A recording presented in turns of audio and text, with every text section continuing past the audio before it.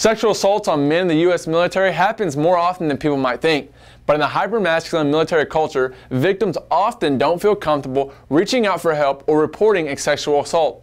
Just turning 21, Marine Greg Nelson was partying. Met up with a few other friends at the bars and had quite a few drinks. His friends urged him to go sleep it off at an apartment offered by another guy in the bar.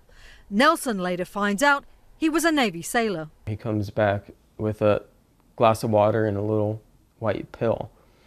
And he says, "Here, take this. It's an Advil, it's a Motrin, whatever. You'll feel better in the morning." What happened next was a bit of a blur. So I lay down to try to go to sleep, and he comes over and he touches my leg and he says, "Is it okay if I touch you?" And I say, "No." And I black out at that point, and I have moments of consciousness where I can feel what's going on, and the best way to describe it is a vegetative state. You can feel what's happening, you can hear what's going on, but you can't speak, you can't see, you can't move. Nelson's story is not unusual. Male-on-male attacks in the military happen more often than many people might think. We have a long way to go in fighting the cultural stigmas that discourage reporting among men.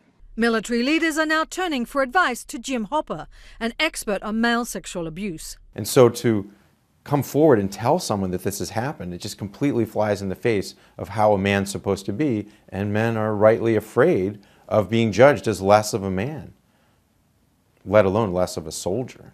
An anonymous survey released last week found nearly 1% of males in the US military said they had experienced unwanted sexual contact.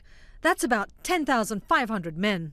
Nelson, who served 4 years in the Marine Corps, overcame his initial reluctance to report his assault. The way that they handled it and the support that I received through my command is just outstanding, and I think it made recovering that much easier.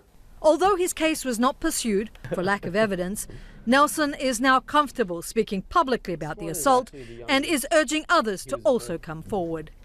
Tracy Brown, Associated Press.